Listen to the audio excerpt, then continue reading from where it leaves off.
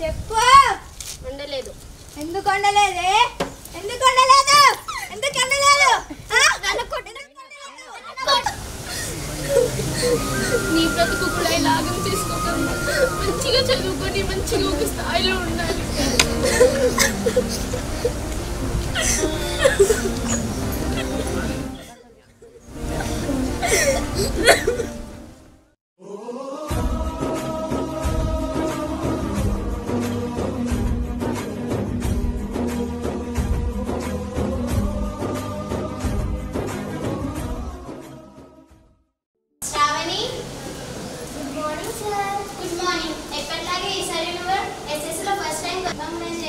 Thank you sir. ఇక ముందు కూడా నువ్వు బాగా చదువుకొని నీ గోల్ నువ్వు రీచ్ కావాలి, ఓకేనా? నేను అంత పరీక్షలు చదువుకోలేదు. మా ఇంట్లో పరిస్థితులు మీకు తెలుసు కదా సార్. మా అమ్మతో పనికైనా వెళ్తాను, లేకపోతే నాకు పెళ్లి చేస్తానంటున్నారు సార్. అలా నాకు నేను మీ తల్లిదండ్రులతో మాట్లాడతా, తీసుకెళ్ళి, ఓకేనా? ఏంటి మంగమ్మ అల్లా దిగులుగా మాట్లాడుతున్నావు? ఇలాంటి మంచి కూతురు జిల్లా ఫస్ట్ వచ్చినాక అలా దిగులుగా ఉంటున్నావు ఏంటి? సాంబయ్య ఇలాంటి ముత్యాల లాంటి బిడ్డలున్నాక అలా చేస్తున్నావు? మళ్ళీ తాగొచ్చావా? మంగమ్మ నువ్వైనా పిల్లల మీద శ్రద్ధ చూపెట్టు. ఇప్పుడే వాళ్ళని పనికి పంపించకు. పెళ్లి లాంటి విషయాల గురించి ఆలోచించకు. వాళ్ళు పెద్ద చదువులో చదివించి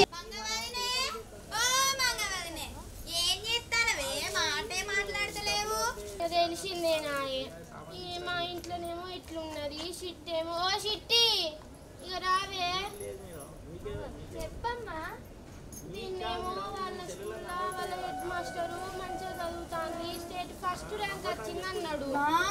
ఏంది మన షిట్టా? మన ఇంట్లో ఈ ముగ్గురు పొరగాళ్ళని చదివించేసరికే నాకు పానం పోతుంది.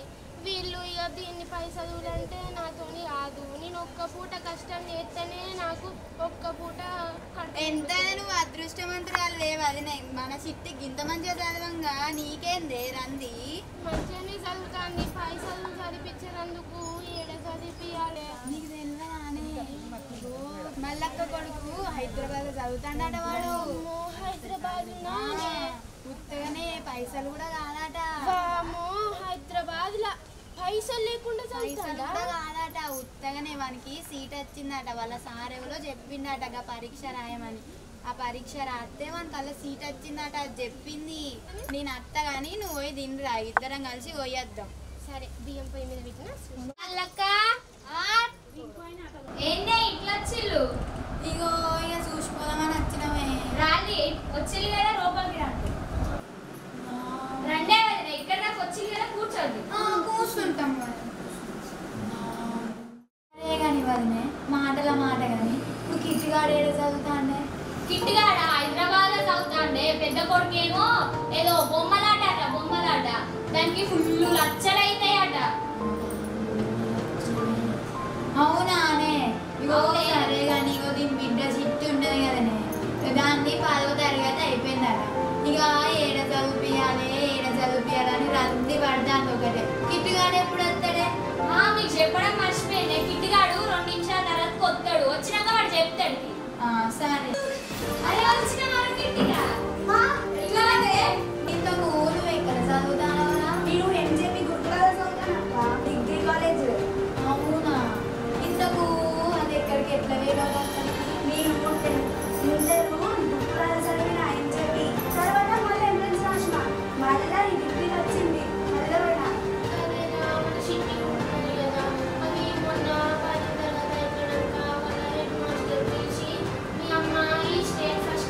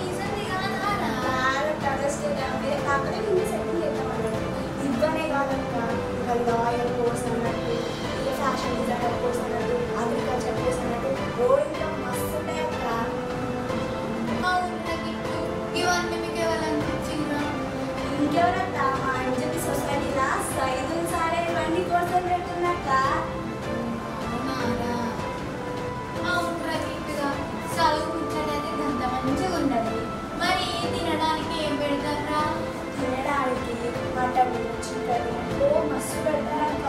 ఇంకా టిఫిన్ అయితే రోజుగా వెరైటీస్ పెడతారక్క.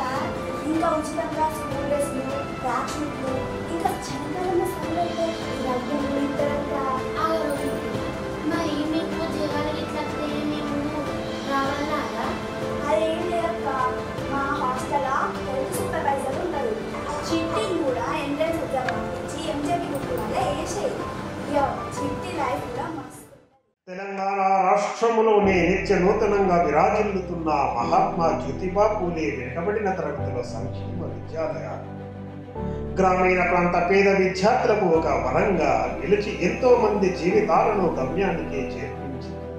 ఇట్టి విద్యాలయముల గురుకుల ముద్దుబిడ్డ, మట్టిలో వెలిసిన మాణిక్యం, గురుకుల మందు చదివి గురుకులానికే తలమానికమై గురుకుల కార్యదర్శిగా బాధ్యతలను చేపట్టి అహర్నిశలు విద్యార్థుల బంగారు భవిష్యత్తుకు మూల బాటలను వేస్తున్న మాన్యశ్రీ వి సైదులు ఐఎఫ్ఎస్ గారి పర్యవేక్షణలో అత్యుత్తమ ఫలితాలను సాధిస్తున్నారు.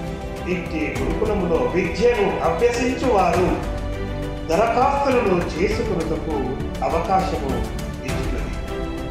కావున మీరు మీ దగ్గరలో ఉన్న మీ సేవ కేంద్రములకు వెళ్ళి దరఖాస్తులు చేసుకోగలని తెలియజేసి నా చిన్న ఆశను నెరవేర్చాలని కోరుకుంటూ మీకు అభినందనలను తెలియజేస్తూ మీ మోతి రాజ్ కుమార్, కలం పేరు చిట్టి రాణి. ధన్యవాదాలు.